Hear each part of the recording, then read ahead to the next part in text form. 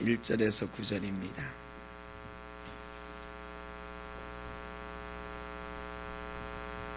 구약성경 351쪽 여호수아서 22장 1절로 9절.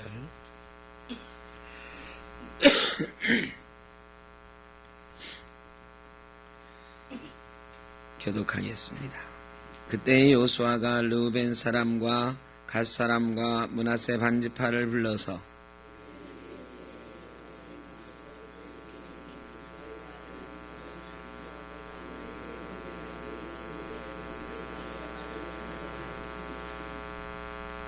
맞춰서 읽으세요.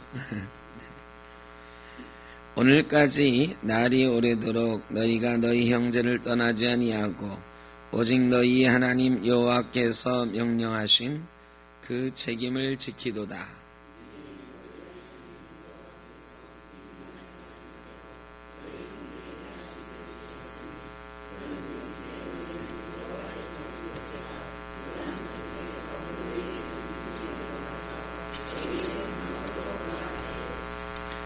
오직 여호와의 종 모세가 너희에게 명령한 명령과 율법을 반드시 행하여 너희 하나님 여호와를 사랑하고 그의 모든 길로 행하며 그의 계명을 지켜 그에게 친근히 하고 너희의 마음을 다하며 성품을 다하여 그를 섬길지니라 하고,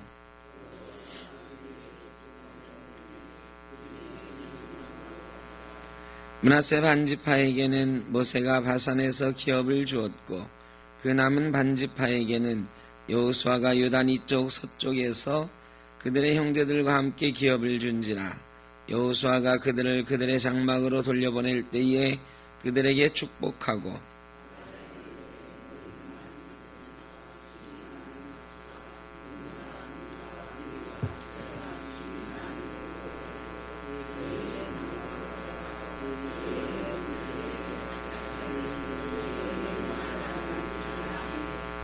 르우벤 자손과 갓 자손과 므낫세 반지파가 가나안 땅 실로에서 이스라엘 자손을 떠나 여호와께서 모세에게 명령하신 대로 받은 땅 곧 그들의 소유지 길앗으로 가니라. 아멘.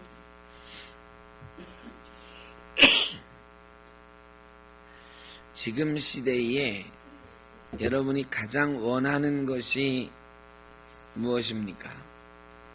우리에게 가장 필요한 것은 무엇입니까? 교회가 이 땅에 무엇을 위해서 봉사하고 헌신해야 된다고 생각하십니까? 여러분이 가장 원하시는 게 뭐예요? 이 시대에 가장 필요한 것은 무엇입니까? 필요한 게 너무 많으시죠? 근데 우리 전체적으로 이 나라를 위해서, 이 민족을 위해서, 또 교회가 이 땅을 위해서 기여해야 되는 일 하나만 꼽으라고 한다고 하면 평화다. 평화. 경제적으로 잘 사는 것이 중요하다고 말을 하는 사람들도 있겠지만 우리가 쌓아놓은 이 경제적인 번영이라는 것이 평화가 무너지면 순식간에 다 날아가는 것입니다. 이 남북이 대치하고 있는 이런 상황 속에서 우리에게 가장 필요한 것은 평화입니다. 오늘 이스라엘 사람들 사이에서도 이 평화의 문제가 22장에서 대두가 되고 있습니다. 한번 살펴보면서 아주 작은 평화를 위해서라도 우리에게 필요한 것은 무엇인가 생각을 해보려고 합니다. 르우벤 사람과 갓 사람과 므낫세 반지파를 여호수아가 불렀어요. 불러가지고 이제 너희는 너희 땅으로 돌아가라 그랬어요. 이 사람들은 어떤 사람들이죠? 이 가나안 땅 들어오기 전에, 요단강 건너기 전에 요단 동편에서 바산왕 옥이라든지 이런 사람들과 전쟁을 해가지고 그 땅을 차지했잖아요. 근데 그 땅이 꽤 좋은 땅이었단 말이죠. 그래 그 땅을 차지하고 나서 이 므낫세 반지파와 르우벤 지파 갓 지파 사람들이 여호수아에게 모세에게 우리는 저 가나안 땅 안 차지해도 좋으니까 이 땅에서 살게 해 주십시오 그랬어요. 어차피 전쟁에서 이겨가지고 땅을 차지했는데 그 땅에 누군가는 살아야 되거든요. 그래서 모세가 그것을 허용을 했잖아요. 허용을 하고 조건을 붙였지요. 대신 전쟁할 때에 너희들도 같이 나가서 싸워야 된다. 가나안 땅 차지하는 전쟁에서 빠지면 안 된다 하는 약속을 했고, 여호수아가 실제로 가나안 전쟁을 할 때에 이 세 지파, 두 지파 반도 같이 전쟁에 참여를 했어요. 그들이 말이죠, 이 가나안 동편, 요단강 동편에 자기 가족들을 다 두고 왔잖아요. 전쟁에서 싸울 수 있는 사람들만 온 거거든. 어린아이들과 노약자들과 여자들은 다 놔두고 싸울 수 있는 남자들만 와서 싸운 거예요. 그리고 전쟁을 13년간 한 거예요. 이 사람들 얼마나 고향으로 가고 싶었겠습니까? 그래도 가나안 땅에서 싸우는 사람들은 어때요? 가나안 땅에 들어온 지파들은 자기 가족들이 다 들어와 있어. 그래 전쟁하고는 다시 본대로 귀환해서는 가족들을 만나기도 하고 했을 거란 말이죠. 그런데 이 요단 동편 사람들은 요단강 건너갔다 올 수는 없으니까 그 오랜 기간 동안 전쟁하면서 고향을 가지 않았어요. 약속을 지켰어요. 끝까지 그 전쟁 끝날 때까지 이스라엘 12지파와 함께 힘을 모아서 싸웠어요. 그리고는 이제 전쟁이 끝났어요. 땅 분배도 끝났어요. 여호수아가 그 세 지파를 불러서 너희가 참 수고했다. 너희가 모세하고 했던 약속을 다 지켰다. 그리고 하나님께서 우리에게 복 주셔서 이 가나안 땅을 우리가 차지했고 너희의 형제들에게 이스라엘에게 안식이 찾아왔다.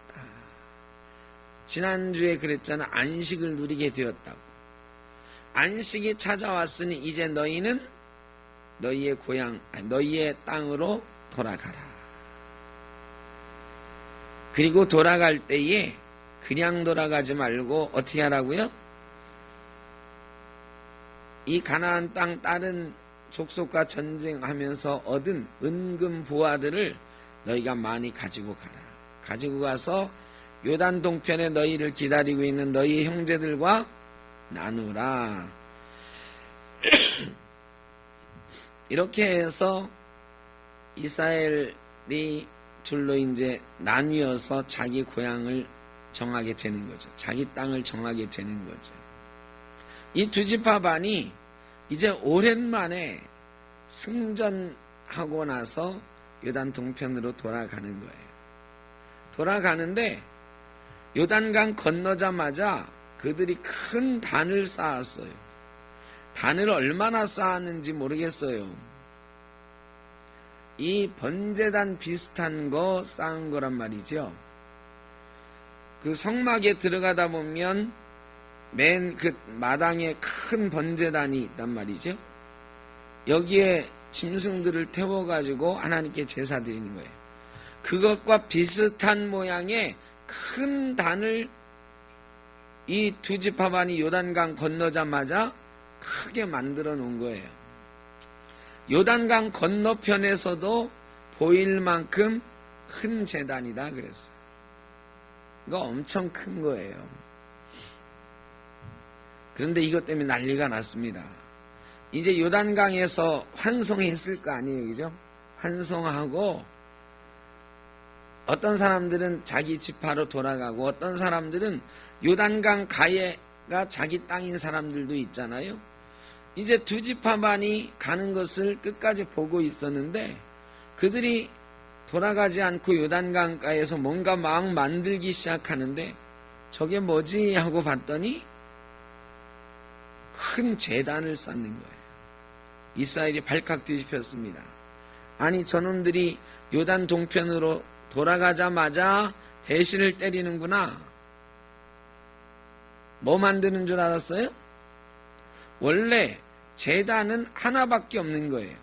하나님이 이스라엘에서 정해놓은 곳 그곳에만 제단이 있는 거예요.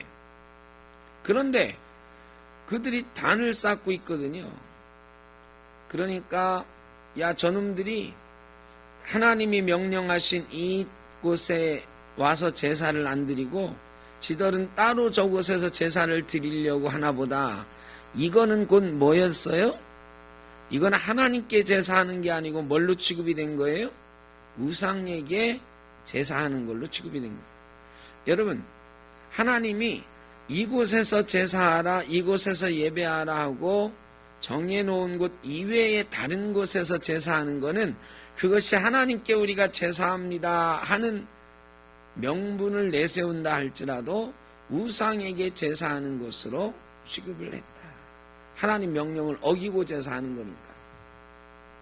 그래 이스라엘이 발칵 뒤집어졌어요. 저놈들이 건너자마자 우리하고 갈라서려고 하는구나.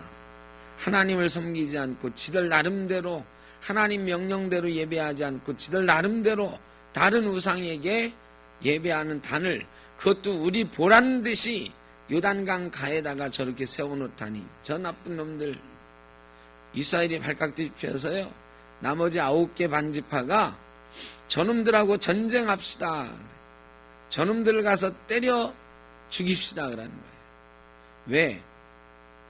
이스라엘이 가나안 땅에서 함께 전쟁한 이유는 하나님 백성이 되기 위해서, 하나님께 예배하기 위해서인데 저놈들이 하나님을 배반하고 다른 제사를 드리려고 하고 있으니 이걸 그냥 두면 우리가 하나님께 범죄한 민족이 될 겁니다. 저놈들을 아예 없애버립시다.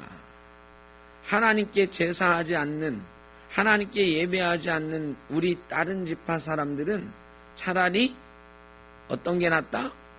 없는 게 낫다. 대단한 거죠. 13년을 같이 싸웠어요.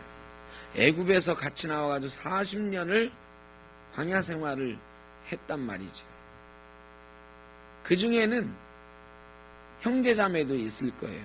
왜? 시집가고 장가가고 사촌도 있을 거 아니에요. 같은 집합끼리만 결혼한 게 아니고 이스라엘 사람들이 같이 결혼하고 했으니까. 그 중에는 친족 관계에 있는 사람들도 있었을 거예요. 그런데요, 그런 거 안 따지고 저놈들이 다른 제단을 만들었으니 쳐 죽입시다. 9개 지파가 다 들고 일어났어요. 이제 동서전쟁, 민족 간의 동서전쟁이 일어날 판이었다.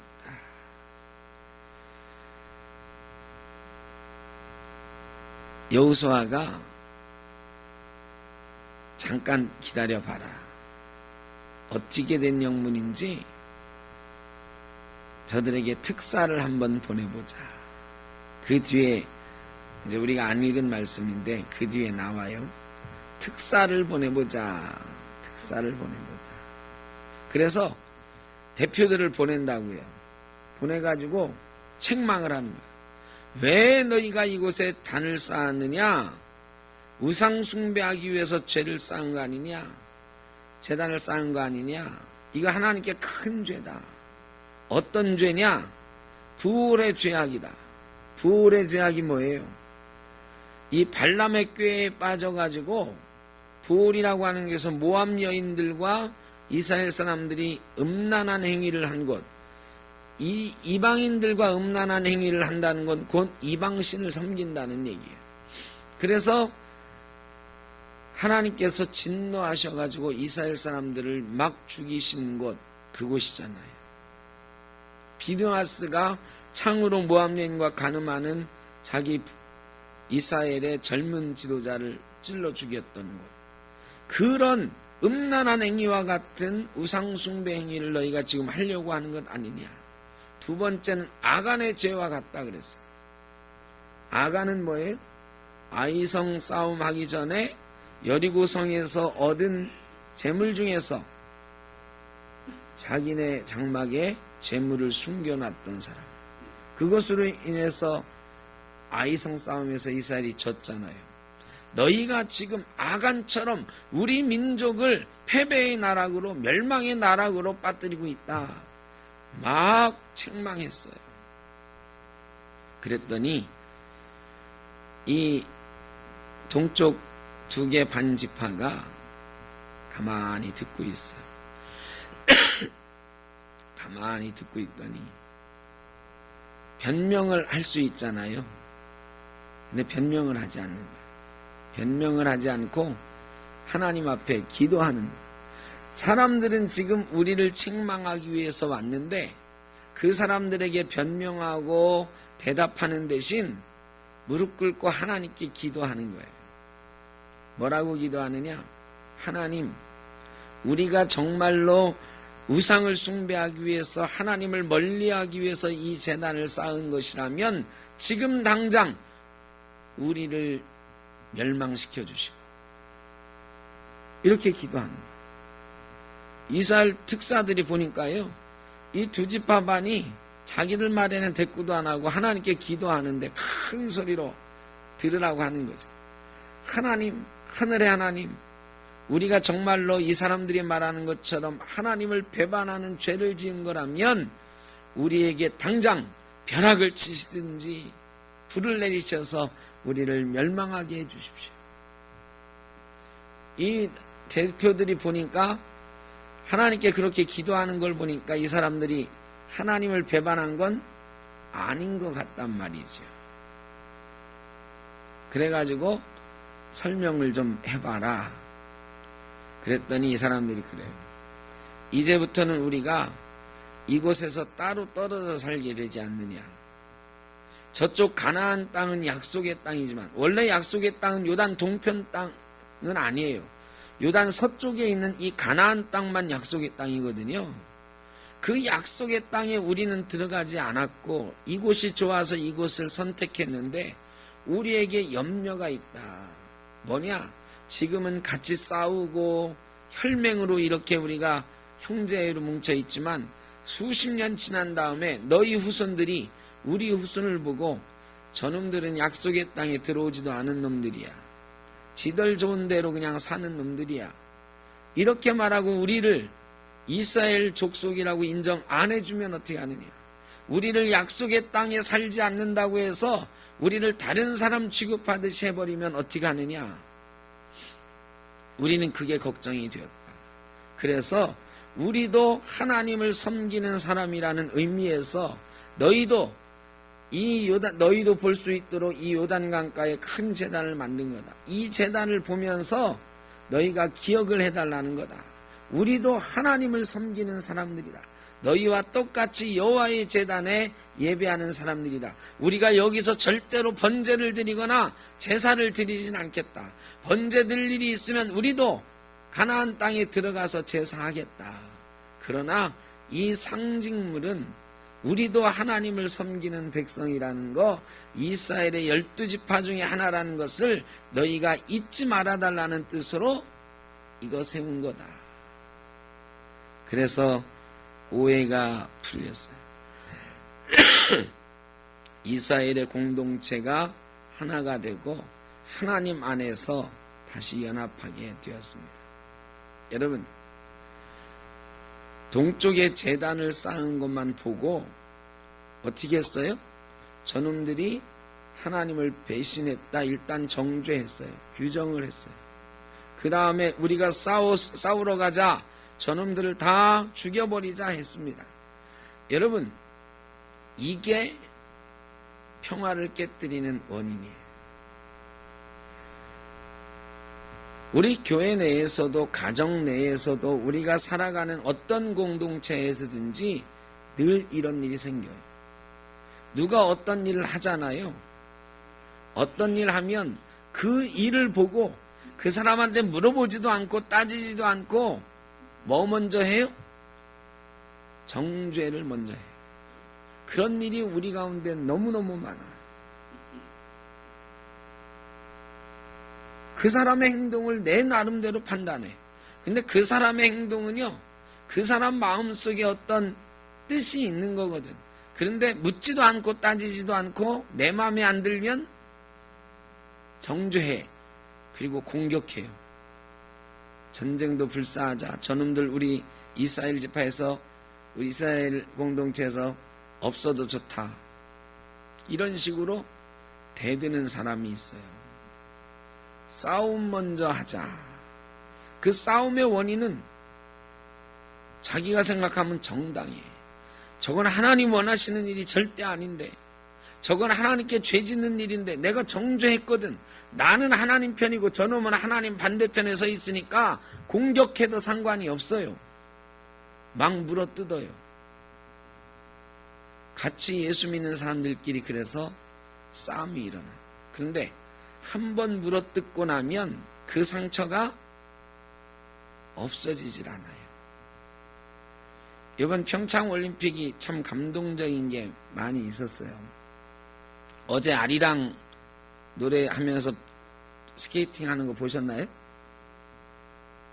그 사람들이 몇 위 했던가? 16위 했던가? 17위 했던가? 예? 16위? 잘하시네. 기술적으로 보면 잘한 게 아니거든, 그죠? 거의 20명 중에서 20팀 중에서 16위 했으니까 거의 꼴찌잖아요. 그런데 이 사람들이 참 감동적인 모양을 우리에게 보여줬어요. 아리랑, 홀로 아리랑. 우리 민족의 이 슬픔과 애환과 한이 서려 있는 이 아리랑. 그것도 독도에 대한 홀로 아리랑이었잖아요. 근데 이 두 사람이 우리나라에 살지 않는 사람들이에요. 이 민유라라고 하는 여자친구는 부모가 다 한국 사람이지만 미국에 살고 있잖아요. 미국 시민권을 가지고 있었어요. 미국 시민권자였는데 올림픽에 나가기 위해서 미국 시민권을 포기했잖아요. 이중 국적을 가지고 있다가 포기했어요. 미국 걸 포기했어요. 이거 정말 쉬운 일이 아니거든요. 미국 시민권을 올림픽을 위해서 포기한다? 올림픽에 나가서 금메달이라도 딸 수 있으면 모르겠는데 그게 아니거든. 그런데 미국 쪽을 포기했어요. 근데 이 사람하고 같이 스케이팅하는 파트너가 미국 사람이야. 이 미국 사람은 자기 동생하고 파트너를 해가지고 이 아이스 댄싱 하던 사람이에요. 갬리라고 하는 사람은. 그런데 이 여동생이 아이스 댄싱을 그만뒀어요. 이 남자가 25살이니까 여동생은 더 어린 친구였을 건데 30살 넘어까지 막 하는데 아이스 댄싱은 그만뒀단 말이죠. 왜 그만뒀느냐? 집안이 어려워서 그만뒀어요. 운동하기에는 너무 돈이 많이 들어가니까 부모가 뒷바라지 못해가지고 돈을 더 대줄 수 없으니까 여동생이 그만뒀어요.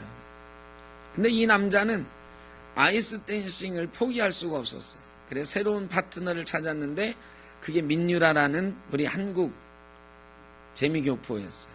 그래서 둘이 함께 운동하면서 한국에서 올림픽이 있는데 나가자 해가지고 둘이 나가기로 했단 말이죠. 그리고 우리나라 국가대표가 되려고 이 갬리라는 사람은 민유라가 미국 국적을 포기하고 한국 대표로 나가겠다 그러니까 이 갬리라는 사람이요. 자기도 미국 국적을 포기하고 한국으로 귀화했잖아. 이 남자가. 그럼 웬 미국 사람이 우리나라 대표로 뛰나 하시지만 그 사람은 한국 사람이에요. 미국 국적을 포기하고 한국 국적을 취득한 거야. 이 부모님이 말이죠. 돈이 없어서 여동생 뒷바라지 못해줬던 부모님이 난리가 났어요. 미국 국적도 포기한다지, 돈도 없는데 올림픽에 나간다지. 미국에서 한국까지 올림픽 나오는 게 돈이 많이 들거든요. 이 사람 부모님은 한국에 이번에 응원하러 못 왔어요. 왜 못 왔느냐? 돈이 없어서 비행기표가 부담스러워서 못 왔어요. 그런데 이 아들은 어떻게 보냈느냐? 부모님이 말이죠. 이제 은퇴하고 노후에 살려고 연금 들어놨던 거 깨가지고요. 노후 자금으로 아들 한국에 보내준 거예요.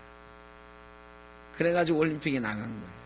그 두 사람이, 그런 사연을 가진 두 사람이 아리랑을 틀어놓고 춤을 추는데 말이죠. 너무너무 아름답고 감동적이죠. 정말 울컥하는, 그 아나운서도 울고 해설자도 울고, 이렇게 감동적인 일들이 나라를 위해서 아니면 자기의 뿌리를 찾아서 이런 작은 몸짓들이 우리를 감동시킨단 말이죠. 그런데 반면에 또 우리를 마음 아프게 한 일도 있었잖아요. 그죠? 여러분도 다 지금 막 시끌시끌하니까 여자팀 추월 3명이 같이 뛰는데 한 사람 너무너무 가슴이 아픕니다. 노선영이라고 하는 이 선수 말이죠. 몇 해 전에 동생이 죽었잖아요. 노진규라고 하는 정말 쇼트트랙을 잘 타는 친구가 있었어요. 세계 챔피언이죠. 근데 암에 걸렸어요. 골수암. 그래가지고 20대 초반에 이 세계 챔피언 하던 스케이트 선수가 죽었잖아요. 그리고 그 동생 목까지 이번이 마지막 올림픽이다 하고 이 노선영 선수가 출전하겠다 했잖아요. 그런데 출전을 못하게 됐었잖아요. 그죠? 왜냐하면 우리나라 행정착오로. 근데 지금 생각해보면 막 오해가 되는 거지. 진짜 행정착오인가? 아니면 노선영은 빼고 다른 선수 데리고 경기하려고 했던 건 아닌가? 이런 생각까지 드는 거예요. 그거 해석을 잘못해가지고 선수가 출전 못하게 된다 뭐 이런 건 웃기는 일이잖아요. 근데 하여간 러시아 선수들이 약물 이 테스트에 걸려가지고 출전 못하는 바람에 노선영이 나가게 됐는데, 이 노선영 선수가 그 사이에 막 인터뷰도 하고 빙상연맹의 나쁜 점들 막 폭로하고 팀추월 연습도 한번 못했다 막 얘기하니까 미운 털이 바뀌었잖아. 이게 말이죠. 그 갈등이 그냥 자기들끼리 숨어 있었으면 괜찮은데 3명이 타는데 1명이 저 뒤에 쳐져오는데 이 두 사람만 그냥 꼬리내버렸잖아요. 기록은 맨 꼴찌로 들어온 사람 거가 기록인데, 그래가지고 우리나라가 7위로 떨어졌죠. 어제 기자회견 하는 거 뉴스에 보니까 다 노선영이 자기가 그렇게 하기로 했던 거다 뭐 이런 식으로 얘기하는데, 또 노선영 선수는 또 오늘 아니다 뭐 반박했죠. 나는 들은 적도 없다. 이게 말이죠. 심각해졌습니다. 하나가 되지 못하면 어떤 모습이 되는지 너무너무 잘 보여줬어요. 그거 보면서 얼마나, 이제 우리나라 국민들 금메달 못 따도, 옛날에는 금메달 못 따면 다 우리 막 서운해 했잖아, 그죠? 근데 요즘은 금메달 못 따도 20명 중에 16등 해도 감동적으로 최선을 다하는 사람 보면 눈물 나고 감동할 수 있는 그 정도 여유가 우리한테 생겼어요. 7등 했어도 셋이서 밀어주고 끌어주고 하면서 들어왔으면 박수를 보내줬을 거예요. 그런데 찢어진 모습, 선수들끼리 갈등하는 모습, 평화가 깨진 모습을 보니까 너무너무 마음 아프잖아요. 화가 나잖아요. 여러분, 이게 상처가 잘 안 아물어요. 김보름 선수 또 후배 한 명 나와서 인터뷰한 게 말이죠. 일파만파. 상처가 돼가지고 국민들 마음에 상처가 되고 분노가 돼서 용서가 안 돼. 김보름 선수가 금메달 따면 좋아할까요? 안 좋아할 거라고 많은 사람들이 그래요. 국가대표 박탈하자고 하니까. 금메달 못 따도 좋다고.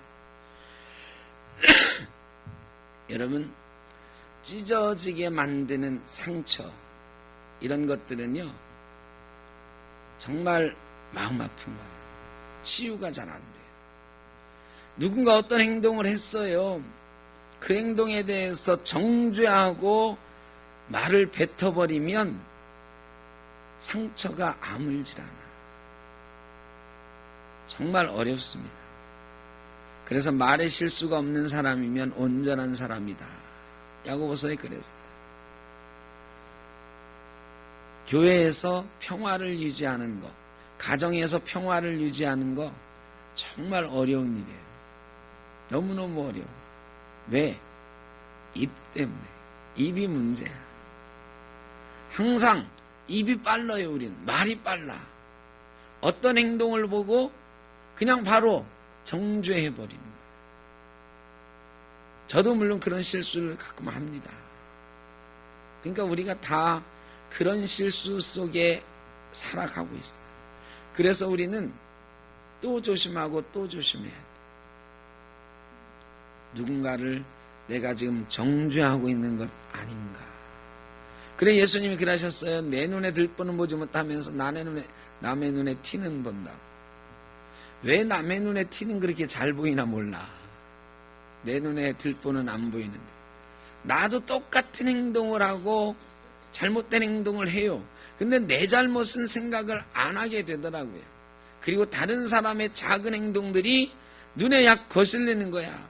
아, 저 사람 정말 우리 교회에서 차라리 없으면 좋겠다 싶기도 하고, 아, 저놈은 우리 가문에서 어쩌다 저런 놈이 나왔나?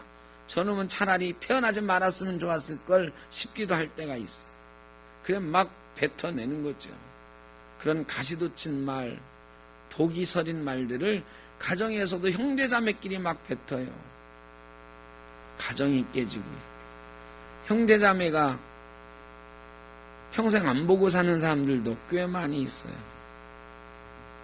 교회에서 아물지 않은 상처를 가지고 서로 말도 안 하고 살아가는 사람들도 있어. 수십 년 같이 교회를 다니면서도 사랑 한번 못 나누고 그렇게 사는 사람들도 있어. 왜? 정죄하기 때문이다. 그런데 여러분, 여호수아가 잠깐 기다려라. 우리가 한번 대표를 보내서 들어보자. 여러분, 문제는 여기서부터 해결되는 것입니다. 누가 어떤 행동을 하잖아요. 누가 내 마음을 아프게 하잖아요. 나를 거스르게 하잖아요. 화가 막 나려고 할 때에 한번 누르고 생각해 보는 거예요. 제가 저러는 데는 뭔가 이유가 있지. 뭔지는 모르지만 내가 이유는 한번 들어보자. 여러분, 한번 들어보자. 이게 시작입니다. 들어보면 100% 다 이해는 안 될 수도 있어요. 내가 네 얘기를 들으니까 이해가 되는 부분도 있다. 그러나 그래도 나는 너하고 생각이 다르다. 이렇게 얘기가 될 수 있지. 100% 이해는 안 되더라도 서로 원수는 안 됩니다. 해결의 기미가 보이고 서로 화해가 되고 서로 이해가 되는 출발이 되는. 그래서 하나님이 입은 하나 만들고 뭐는 2개 만드셨다고요? 귀는 2개 만드셨다. 말하기 전에 뭐 해보자? 들어보자. 생각해보는 게 아니에요. 생각을 나 혼자 하면 자꾸 내 생각만 이게 되풀이 돼가지고 업그레이드 돼요. 그래서 처음에는 저놈이 틀림없이 죄 짓고 있지 그러다가 죄를 졌어 이렇게 된다니까. 혼자 생각하면. 생각하기 전에 뭐 하라? 들어보라. 여러분 꼭 들어보시길 바랍니다. 근데 들을 생각도 안 하는 사람이 많아요. 한번 화가 나면 서로 아예 상종을 안 하려고 하거든. 들어볼 생각을 안 하거든. 들어보는 것으로부터 시작이 되는데 이걸 요즘 우리가 많이 쓰는 말로 뭐라고 하느냐? 소통. 여러분, 소통은요, 내 생각을 말하는 게 소통이 아니에요. 우리가 많이 착각하거든요. 서로 소통하자, 대화하자 그러면 우리는 대화하자 해놓고 야 나랑 말 좀 하자 해놓고 뭐라고 그래요? 자기 말만 해. 나랑 말 좀 하자 불러놓고는 막 정죄하면서 자기 말만 막 하는 거야. 대화는 뭐부터 시작하는 거다? 듣는 것부터 시작하는 거다. 들어보자. 대화하자는 들어보자. 그래, 내가 너하고 말 좀 해보고 싶어. 네 생각이 뭔지 좀 들어보고 싶어. 이런 뜻이거든요. 우리 대화하자는 건 내 얘기를 너에게 하겠다는 게 대화가 아니에요. 네 생각이 뭔지, 네가 그렇게 행동하는 이유가 뭔지 한번 좀 드러나 보자. 여러분, 들어보면 해결됩니다. 자, 두 지파 반이 이 제단을 쌓은 이유가 다른 데 있는데, 이 특사들이 와가지고 오자마자 막 쏴붙이는 거야. 너희가 부울의 죄를 저지르려고 하느냐, 아간의 죄를 기억하지 못하느냐, 막 얼마나 억울해요. 우리는 동서가 좀 화합해보고 우리 후손들이 이스라엘의 12지파로 인정받기 위해서 지금 제단을 쌓은 건데, 오자마자 부울이니 아간이니 막 떠들어대면서, 여러분 같으면 뭐라고 하겠어요? 저 같으면 그랬을 것 같아. 제 성격 같으면. 알지도 못하면서 내 얘기 들어봤어? 내가 이거 만든 이유 들어봤어? 내 얘기는 한마디도 안 들어보고 가. 니들 얘기 들을 필요도 없어. 그래, 니들 멋대로 생각해. 이렇게 했을 거야. 되게 그러잖아요. 억울한 일을 막, 나는 전혀 그게 아닌데 너 그랬잖아. 너 그런 뜻으로 한 거잖아. 막 그러면 여러분 화가 나죠. 화가 나면 어떻게 해요? 화가 나면 나도 한번 쏴붙이지. 내가 입이 없어? 너보다 말을 못해? 나도 할 말 하면 하는 사람이야. 그러면 원수가 되는 거예요. 좋은 뜻으로 시작했지만 서로 원수가 되는 거예요. 이 두 지파 반 사람들이요, 참 지혜로웠다. 말대꾸하지 않고 뭐 했어요? 자기들의 억울한 얘기를 누구한테 했어요? 하나님께 했어요. 여러분, 이게 예수 믿는 사람의 탈출구예요. 억울한 일이 생기잖아요. 억울한 얘기 들었잖아요. 내 입으로 먼저 막 같이 대꾸하지 말고 그 억울함을 누구한테 얘기해봐라? 하나님께 얘기하라. 이게 상식 중에 상식이야. 우리 모르는 사람이 하나도 없어요. 그런데 하나님은 저 멀리 계시고 내 혀는 말하고 싶어서 안달이 나 있어요. 바로 앞에 있는 사람은 내가 너한테 그런 소리 들을 군번도 아니고 말이야. 네가 뭔데 나한테. 이게 막 가족 간에도 막 그렇거든요. 이게 참 이 혀를 다스리기가 어려워. 저희 부모님이 이제 연세가 꽤 많으신데 두 분 다 80이 넘으셨으니까 저희 가족들이 이렇게 모이잖아요. 연세가 많으시니까 예전만큼 영민하지를 못하셔요. 그래서 뭐를 한번 물어보셨는데 우리 형제들이 이렇게 대답을 해드려도 조금 있다가 또 물어보셔요. 그러면 2번이고 3번이고 자꾸 물어도 대답해드리면 좋은데 2번, 3번쯤 물으면 참 민망한 얘기지만 부모님한테도 짜증이 나요. 그래가지고 짜증나는 소리를 한번 대답을 해드리잖아요. 이게 옛날 같으면은 호통을 치셨을 텐데 저희 아버지가 사실은 굉장히 무서운 분이거든. 아니 네가 아버지한테 말투가 그게 뭐냐 호통을 치셨을 건데 요즘은 이제 연세가 많아지니까 호통을 잘 못 치시지 자식들한테. 그러고서 어떻게 해요?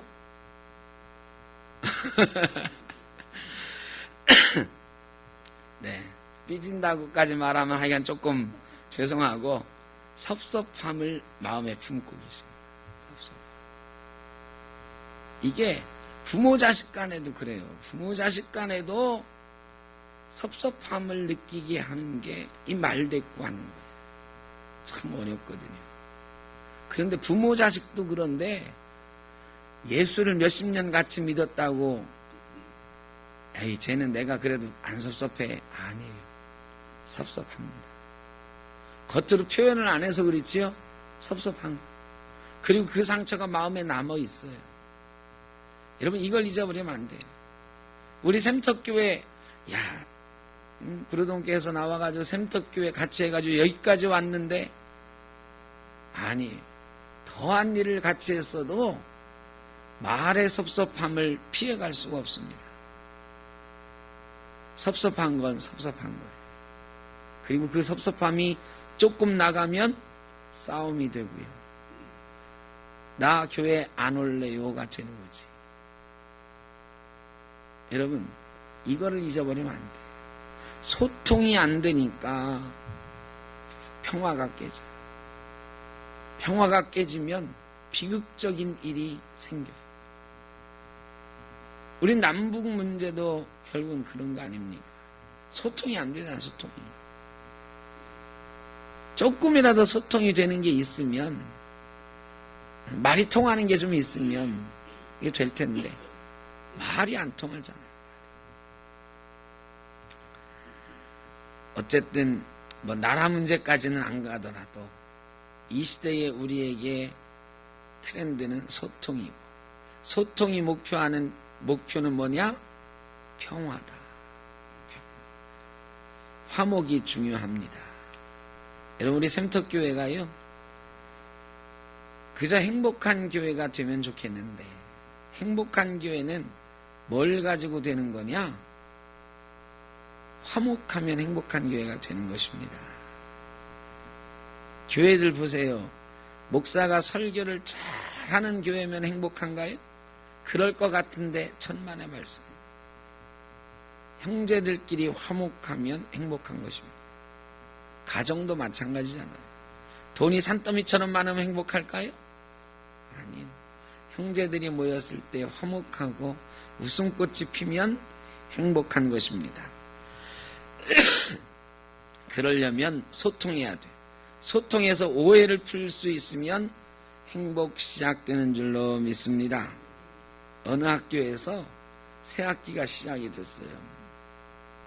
새 학기 시작되면 옛날에는, 요즘은 그런 거 없지만, 이 생활지도 선생님이 중고등학교, 특히 고등학교 교련복 입고 막 이렇게 다닐 때 생활지도 선생님이 딱 지키고 있어요. 옛날에는 이 호크 한 장 두거나 뭐 좀 이렇게 하면 혼났잖아요. 좀 불량스럽게 보이면. 그래가지고 선도부가 딱 있고 생활지도 선생님이 딱 학생 담당 선생님이 있어요. 그러면 들어가면서 뭐 해요? 학생들이? 남자 학교는? 이거 다 하고 들어갈 때 격리하고요. 격리. 그런데 격리는 무슨 손으로 합니까? 오른손으로. 근데 학생지도 이 선생님이 첫 학기가 시작됐으니까 오늘 걸리는 놈은 본보기로 내가 맛을 보여줘야지. 그래야 이 기강이 선다 생각을 하고. 옛날에 학교가 군대 같았으니까.